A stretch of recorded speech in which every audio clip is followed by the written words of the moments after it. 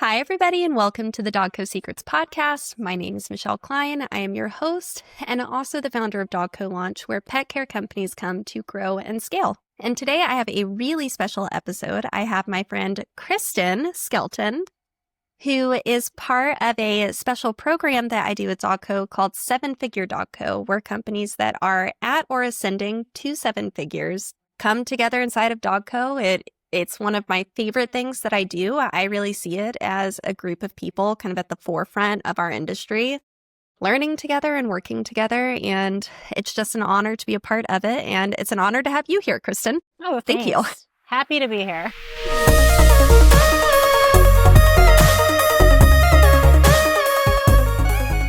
I love it. Well, I would love to start with a just quick introduction of who you are, a little bit about you and your company. Oh, sure. So I'm Kristin Skelton, owner of Floofins and Company. We are in the western suburbs of Chicago, so we're out of Chicago proper, but we do a pretty hefty area in the western suburbs. This all started in 2008 when I got my first littermate dog. So we had Priscilla and Portia, and they did not like boarding. They hated boarding. And, originally I was looking for an alternative. We had found some pet sitters in our area and we loved the concept. It was great. They were home, they were comfortable, but we had some really unreliable pet sitters. My husband and I started noodling around and we're thinking, well, should we open a better doggy daycare? Like, what could we do? We loved our dogs. They were our first kids, It just kind of morphed into, we wanted to do a pet sitting company. So I started kind of researching what was out there with that. I actually attended my first NAPS conference in 2009 before we even launched. So,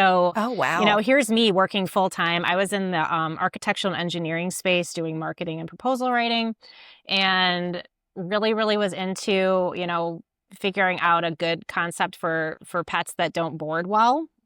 I initially thought about doing a doggy daycare, and just pet sitting really was the thing that my dogs loved, and I really loved the concept. So yeah, I kind of was working on a business plan. 2009, we went to a NAPS conference. I was just like, what is this? There's a conference for this, and learned a ton at the NAPS conference. And then we launched our business in 2010 in April. So I dropped the bomb on my boss and quit my job. And he thought I was nuts, but it was really funny that day because he was complaining that he didn't have anybody to watch his turtle. And he's like, I really need someone to come to the house and watch my turtle. And I was like, oh man, this is really funny that I'm having this conversation with you today. Why I'm resigning, and interesting. So yeah, that's kind of how we started. And we call him the original Floofins. So that was the kind of the dog's nickname. And that's how the company name came up. I do remember going to the NAPS conference, and I was talking to some people there, and they really thought I should change my business name because it wasn't very obvious. They were like, you need to make it more obvious. And then I came back the following year, and the person that had said that to me was like, I'm really glad you didn't change your name. It really was sticky. It was really cute. If you feel stuck in your pet care business, this one is for you. I've worked with over 200 companies in the pet care industry, and this is what I can tell you. If you feel stuck in your business, if you are struggling with burnout, if your net profit is too low, if you're not growing your top line revenue, those changes will not happen by accident. My name is Michelle Klein. I am a coach consultant in the pet care space, and I help team-based companies grow and scale. We have just opened up our doors for enrollment, and we are only taking companies once a year. So if you want to work with DogCo, if you have that on your radar, January 2026 is your chance, and you need to schedule a consultation now. Go to dogcolaunch.com/mastermind to learn more. The story was cute, So yeah, so the original Floofins, they turned 17 in July. So they're actually sitting next to me sleeping right now, but they are two very, very pampered old ladies that love their pet sitting. Yeah, and we really just loved the concept, but we wanted to have a managed team. I always daydreamed of my video screen with all my little dots doing their dog walks. And it's like, we have that now. It's amazing. So yeah, that's where it started. And it was all because of these two little, can they be on camera? I'll pull one of them up. Oh yeah, absolutely. We would be honored. So if you're just listening to the audio version, this is your sign to go to YouTube. This is Portia. She is one of my 17-year-old. Hi. Yeah. So she's got a lovely cataract in her eye. She's very energetic though. So that's one of the sisters. Yeah. Hi. So there's Portia. And then the other one is Priscilla. Yeah, don't bark at her. Oh my gosh. Yep. This Oh one's my also, they look a goodness. mess. They're going to the groomer in like a week. But yeah, so it's their fault we're here. Honestly, it was just we were trying to accommodate our dogs and start a group that, did it well, did it manage. There was Yeah. accountability, there was management, and that's where it went. So I feel like it's next level when you build a business for your animals. yeah, it was like we need this. Well, and I resonate with that. I didn't have my husky when I built my company, but I thought long and hard about giving up access to my company when I was using it for a 2-hour daily dog walk for him. I was like, hang on now. Does this math? Oh, yeah. Do I need to do, what is going on here? So this question spanning like 17 years is, there's so many different threads we could pull with it, but I'd love to know different challenges you've come up in against your business as you have been growing. And I'll defer to you on which season feels most meaningful to talk about, because you have a lot of experience we could pull from. Yeah, that's true. I would say it was pretty early on when I knew I wanted a team. I knew this was not something I could do alone. The first 3 months, I did it myself to get it going. Within 3 months, I started hiring. I think I opened April 1st of 2010. July 4th, I was fully booked from 6 a.m. to 11 p.m. And I was like, okay, time to get the job ads out. And I realized very quickly that I was basically also a hiring agency as well as a pet sitting company, because it was, it's supplemental income, it's part-time, you're going to have turnover, but you also need this unicorn of an amazing person that can work solo and do the things you need them to do. And it just, it was very clear to me that I would be spending a lot of time recruiting. And I remember networking with home health care and house cleaners. And that was, that's where I found, I think I am actually the original Orion user. So like the Gelderman group and stuff. Oh, wow. Yeah. I had reached out to Bill, Joe's dad, from a contact with housekeeping. And she was like, look, this is going to cut down on a lot of shenanigans. You're going to have a good baseline, because you're hiring from the wind, and it's like you're trusting them with keys. And I really wanted to be careful about hiring. And so I called Bill Gelderman on a cold call, and he was like, what do you do? Interesting. It's kind of like housekeeping. I bet we could be helpful. And now I think it's one of their major business lines. But, really, I was really helped by a lot of really networked with a lot of housekeeping companies that were like, hey, yeah, you're hiring a good percentage of your day and you're training people a good percentage of your day, and the bottlenecks were really like how to hire, our hiring procedure, our training, putting together our video training content, how to make sure they have a good baseline for what they're doing and they're successful at their job, because we're asking a lot of people for, what is considered kind of a part-time, side gig for a lot of people. That was a big, I'm actually like a recruiter, and I'm going to be a recruiter for a long time. I had a very similar mental shift when I still had my business, and it was 2021. It was post-pandemic, similar bottlenecks. And I remember I was listening to a podcast, Alex Hormozy, where he said, you have to know what business you're actually in. Yeah. And a lot of people think that they are in a business that requires a lot of marketing, when really they're in a business that requires training and recruiting to grow. And I just remember it was like a whole different category in my brain opened up.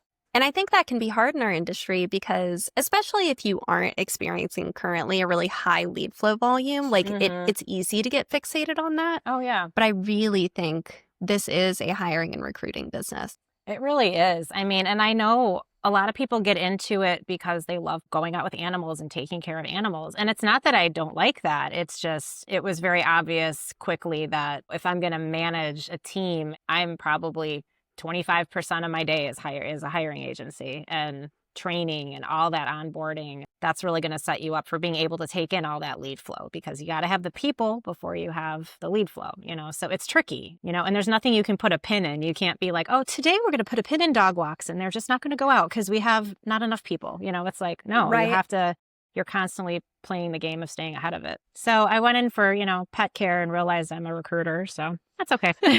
I like it. I don't mind it. I like meeting new people and training them. But no, I think the quicker companies can kind of wrap around that concept, the easier it will be to actually unlock scale. Because I think and I'd be interested in your thoughts on this, I think whether or not companies acknowledge it, typically it's either a very visible bottleneck or it's almost a silent one that's kind of throttling from the inside. Yeah. That it's very hard to move forward until we get through. Yeah.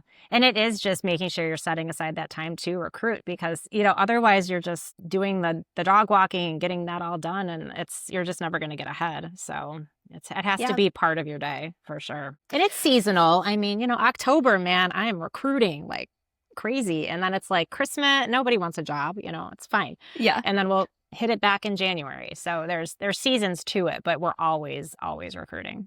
And that makes sense. The longer you're in it, you can kind of figure out what those seasons will be and where to apply your energy. Absolutely. So one thing I'd love to explore with you is you are someone, you mentioned you went to NAPS before you even had a pet care business, which is amazing. So you are someone that invests in learning opportunities and invests in your own knowledge and your own skill set. That's something you are in DogCo. So full disclosure for everyone, Kristin is in DogCo.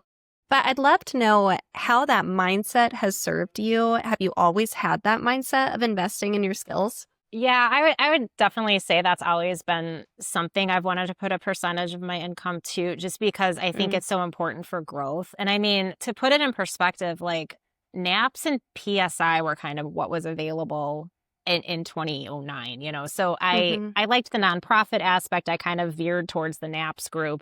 But even as we grew, it was like, okay, I went to the NAPS conference religiously. I still do go to the NAPS conference, and then in the process of that, it's the network. You meet people, you talk to people, you get, the ideas you get from just sitting by the fire, having conversations with members it's invaluable. Otherwise, you're kind of just in this deep, dark hole, So, and I don't know if you want me to talk about kind of the interim groups. Through NAPS, I met people that were scaling their business. We were having different challenges. It was like, there's the startup challenges. It's like every $250,000, you're like, I got to retool my whole business because it's not working anymore. So there's that adventure. I met people that were in the same boat I was. And we actually had a group that started, we called ourselves PCP. And it was just people that we met each other around the fire. We knew each other and we were doing our own conferences. We were helping each other out. We'd take turns. We were just putting stuff together.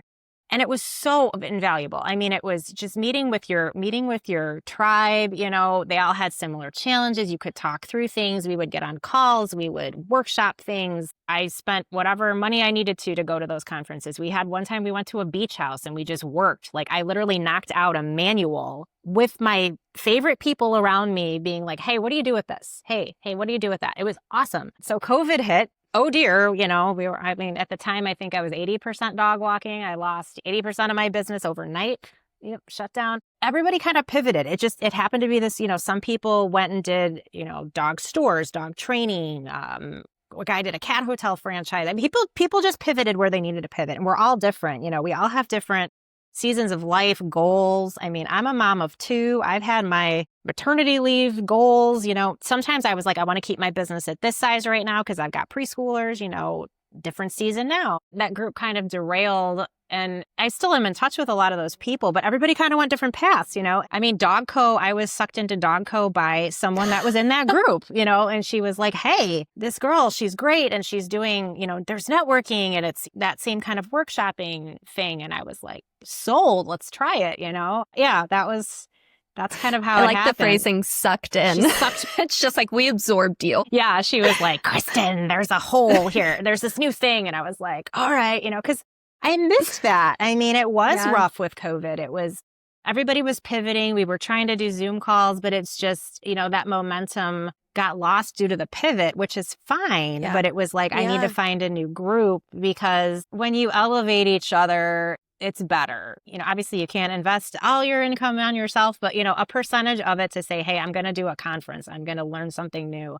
I'm going to network with some people that can be helpful with certain projects, because even, I've been in this like, oh my gosh, almost, 16 years? I don't lost count, but it's like, I still don't know everything. And sometimes I'll be talking to some, 1 or 2 year pet sitter at a table and they have like an amazing idea. And I'm like, whoa, let's talk about that. What did you do? They have that amazing like energy. I remember that energy where I'm like, first year, I'm going to kill it, and then I had kids and then, it's like, well, we're slowing down for a minute here. And then, COVID, and it's, I've been through a lot of waves, and different reasons and all that. But I can always get a nugget from someone that's been doing it way longer than me. And I'm like, wait, you do what with your key system? Hold on. Tell me about this, and it's just, there's nothing better than networking, honestly. You've highlighted a couple threads that I'd love to pull. And the first is actually a story that I don't think I've told you. The DogCo 7-figure group was inspired by the PCP group. Okay. That's probably, it runs pretty similar. It's like a little more intense. It's every week, but we were doing it like monthly. Because there was a very intentional ask from some of my larger companies for a space like this. And I, of course, did the imposter syndrome spiral that one can do of like, well, I would have to put together so much content. And mutual friend that you already mentioned, who's a good friend of mine as well, kind of sat me down and was like, we're overthinking it. Yeah. It's okay. We need a space to be together. Yeah. And so that really helped kind of ground me in like what this group could be and what it could serve. So I love that. The other thing that you mentioned that I really believe is the value of getting in person with people, because it sounds like you've really prioritized that between both NAPS and PCP. Could you speak to maybe the power that you think exists in in-person connection? Oh, you just never know what's going to come up. And you're kind of in the room with these people all day. Do I love being on your Zoom calls every week? Yes. But there's still Zoom calls, and I would say COVID, I'm a real in-person person. Like I do in-persons with my management team and they're like, oh, I'm sick. Can we Zoom? And I'm like, I hate it, but all right. But like, I just on camera all the time is not it. I think there's a lot of value to actual human-to-human interaction. And just the things I saw with PCP, it was like we would put together our own conferences and we just, you were there in the morning and you were, you could just tap the person next to you and ask them a question. You can go decide you're going to have dinner that night and get bigger into something there. And that beach house thing was great. Literally nobody had any content. We just all brought a project and it was like, okay, let's work on this project. And being in person it's amazing what can come of being in person compared to on camera. You can get a lot done on camera, but when you commit to that, getting into that space and just being in person, some stuff, it's like you end up having dinner and mid-conversation, something comes up that you're like, oh my God, light bulb, why am I not doing this?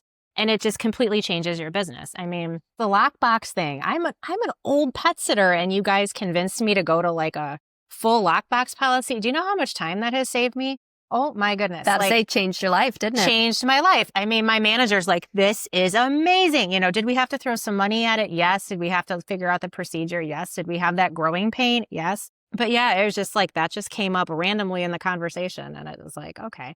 But I do think there's value to doing it in person and there's just a different energy. Definitely a different energy. And you come back fired up, ready to work on your business. And you should do that once or twice a year. I know there's not endless money for travel. I'm really sad, the California thing. I just like my kids' schedule, I cannot make it. But I love that you're doing something like that where it's just get together and work on something. My husband's like, we were just having fun and, having dinner. And I'm just like, dude, I knocked out an entire procedure manual in like 3 days, because you put the time aside. Even just the DogCo calls, it's like, you're putting aside a couple hours to think about your business. That completely changes your trajectory. It's definitely reversed. How can I put this? I'm coming out of preschool land with my kids. So I had an intentional slowdown. I was like, I can't do this.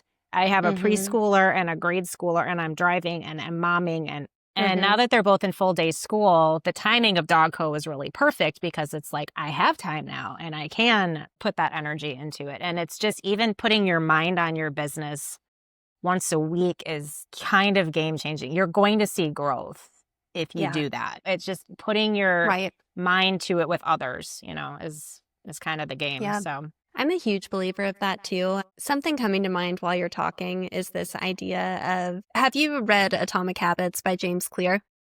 I have not. I got the idea. I get what it's about. Just this idea of like, if we set a trajectory that compounds by 1% every day, the compounding effect of that is massive. And one of the things between digital and in person is, at least the way this metaphor is shaped up in my mind, I feel like digital coaching or programs or experiences, it's like an IV drip. It's like we're slowly kind of shaping, pivoting, like keeping you going. And then it's like, if you want to jump forward 6 to 12 months in time, then come be in person. I've never left an in-person intentional like coaching investment or conference without feeling like I have walked away changed, which sounds very dramatic in ways, but it just without experiencing some type of transformation. I agree. I think, and that was one thing when PCP kind of pivoted, it was so obviously missed. I mean, granted, yes, I had preschooler and, I had a baby and oh my goodness, there was a lot going on, and naps too. It was like, it was online, it's real easy when, naps online, like you turn your camera off, you're sitting in the bathtub watching, a presentation, but you're not networking with anybody. And there is just a massive idea generation, your head comes back full from an in-person experience. Yeah, it's a different feel. It's a different motivation, I guess, is kind of what I'm saying. It's a different, you come back just like on fire from an in-person. It's very different. So if we're looking forward to 2026, so maybe let's pretend I am a smaller company, maybe one coming into next year. Okay. I'd love to know your thoughts as far as what do you see for the industry, for companies coming into 2026? I mean, I'm seeing a lot of new players. It's definitely it's kind of a low barrier to entry business, so there's that. Lot of new players, but there's enough dogs for everybody, so it's like, I think it's just figuring out what you want out of it, because you find contentment in your business by not really comparing yourself to others, right? It's like, I needed my business to be a certain size when I had my kids. I mean, I took, 2-3 month maternity leaves. I did not want to do any work in my business. I haven't done any work in my, I've been working on the business. Your financial goals are different. Your family structure, you all have different lives, and I think it's just looking at how your business needs to serve you, what you're looking to get out of it, and then thriving your way, I guess. There's so much opportunity out there. And I think something like DogCo is cool because, and like I said, I know I'm starting, the mastermind track, and it's the first level. And I know I'm going to get nuggets, just because I'm in it so long, I'm still going to get nuggets from that material, giving yourself some professional development time, thinking about how you want to build the business to serve you, I guess, and just realizing that there's no shortage of animals. Like, I hate to say it, like a lot of people are forgoing children. A lot of people are getting animals. There is not going to be a shortage of pets. The pet industry is nuts right now. If you track like retail to veterinarian, oh my gosh, I get calls every day, people thinking I'm a vet office and they're trying to like buy me. And I'm just like, I'm not a vet office. There's so many opportunities in the pet world that it's just like, you can find your space. You just have to identify what that is and what you're going to go for. And then just support yourself with a network, because it's hard to do on your own. It really is. Naps was at least there was naps, I had naps, and that was 15, 16 years ago. But now there's a lot more stuff. And, I'm not to plug DogCo. There's different, you could get a business coach that jives with you. You need a support with bookkeeping if you're just a bad numbers person. But like, you have to treat it like a business and know that there's opportunity to scale it and that it can really support you. I love that I could take 3 months off with each of my kids, and I can drive them to school and I can pick them up from school and I can take them to activities. And my husband and I generally have our weekends to ourselves. And, do I step in if something explodes? Of course, it's my business, but you also can put together an amazing team. It's a tool so you can live your best life. You can find that support you need for your life. It's a tool to support your life. And there's a lot of ways to do it. And there's a lot of opportunity. There's just so many dogs. I have competitors next door to me that we network with each other because there's only so many dogs we can take. And there's times when I'm down an employee or they're up an employee. And it's like, can you do this? I'll take this next one, Well, and I know that this is something we do talk about a lot in DogCo, which was not intentionally sown as a plug, just so everybody knows. I genuinely believe that as our entire industry is elevating and structuring, and I do believe we're in this window of time where the bar for professional pet care is rising and the bar of what it means to run a business. I think it is a rising tide raises all ships season that we're in. I would agree. And I don't know that like realistically that season ever fades, but I think there are windows of time where it's even more important to be leaning in and finding your people and supporting each other. It both from just a well-being in this industry, like a well-being standpoint of what it means to thrive and survive. It's hard to do that when you don't have people that really understand what your life is like, you know? Oh, yeah. And it's not like it's even, just a venting session, it's just, it's how can I help you overcome this hump, because we're all going to have them. And like I said, like every $250,000 is like rewrite the manual for me. I mean, that seems to be the number where I'm like, okay, we're approaching rewrite the manual again, and that happens multiple times. If you're going to be in this business long term, you're going to have multiple times where you hit another level and you're like, well, that ain't working anymore. I got to figure this out, Yeah. And everything is really elevating. 15 years ago, I think people were like, yeah, feed the dog, give him water, make sure they're alive. Now, Yep. I had a guy literally book us for a 2-hour visit, and we had an instruction list like this, because he's working with a trainer, and it's like reinforce all of this stuff. I mean, the jobs are just more complicated and the expectations are higher. And the pets are more important, I think. I mean, gosh, we're taking care of people's like emotional support animals and, things that are, they're cherished. And, my little fuzzballs are very cherished. I mean, they're very old, but they're very cherished and they want it done right. And it's a serious responsibility, It is. I'm excited for our industry stepping into this next season.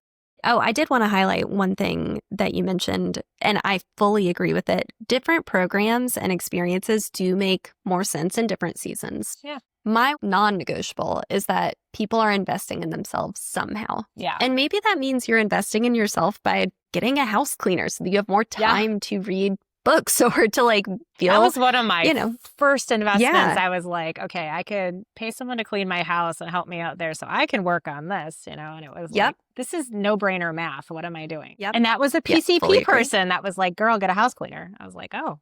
And I did the math and I said, you're right. Well, any parting thoughts you'd love to leave our audience with? I think just, find your trusted inner circle.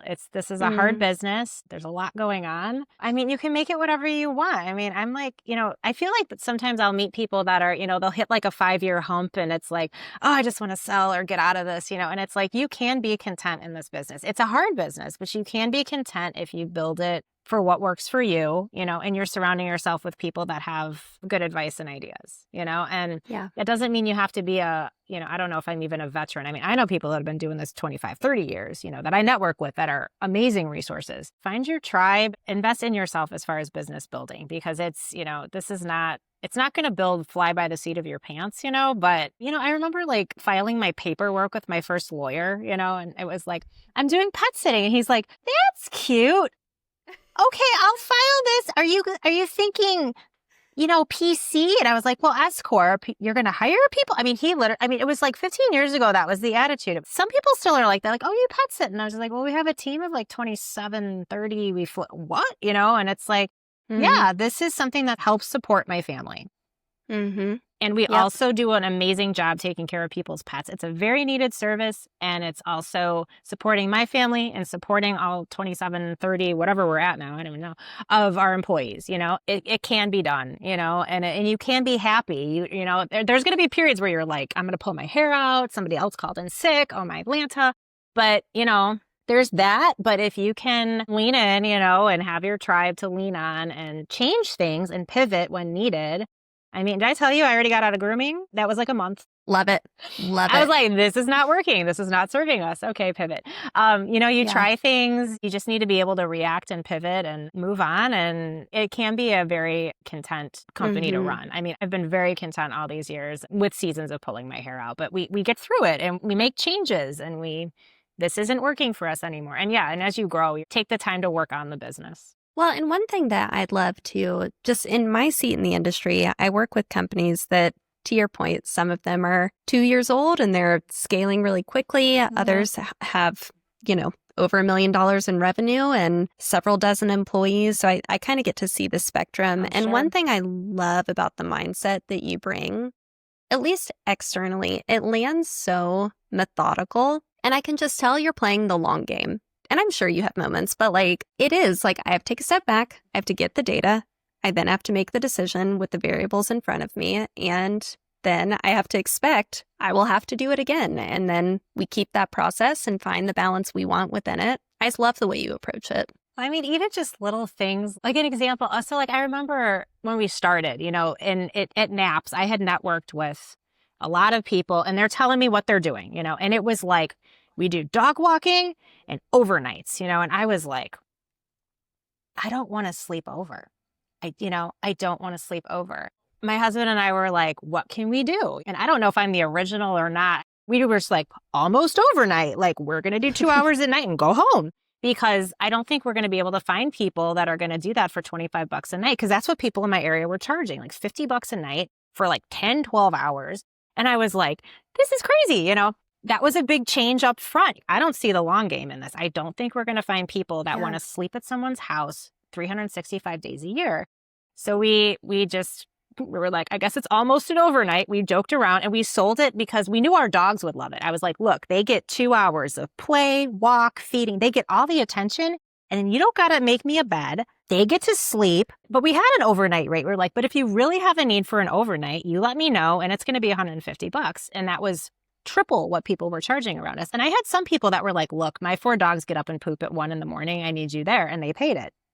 Okay. I mean, and I will tell you right now, I do maybe 10 clients a year for overnights. Like, nobody buys it. Like, that's just always been kind of a thing we've done because we just knew there was no long game in that. If you love sleeping at people's houses or you have a certain team that loves that, that might be different for you. But yeah, I mean, just, you got to figure out what's going to work for you long term and change it, and if all of a sudden everybody wants overnights, we may need to look at a different way to staff that, that was a long game for us. I love it. It's a perfect example. And I imagine that'll really speak to someone here also that's listening that maybe struggles with the belief of to grow, I have to offer everything. Because I know, especially when you're first starting, I think it is good to offer a lot of different things. It helps show you what you like.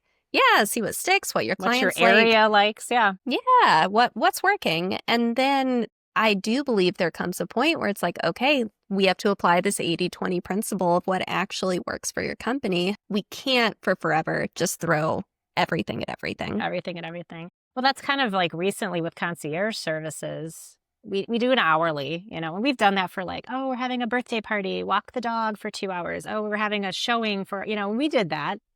When we had gaps in the schedule, but it's, it got to the point where we were like, we can't do that midday, and it's just, we're very clear with people. We're like, we have it as an available service, but it's kind of like overnights. If you really want it, we'll tell you when we have availability, but, generally that doesn't work with our day-to-day business model. And they'll either work, they'll go elsewhere or they'll take what we have to offer. But there's things that, they're kind of on our like hidden menu and they're only for people that really have a need, it's like, I don't want to be not like serving my clients, like if you have a need and I can serve it, I will.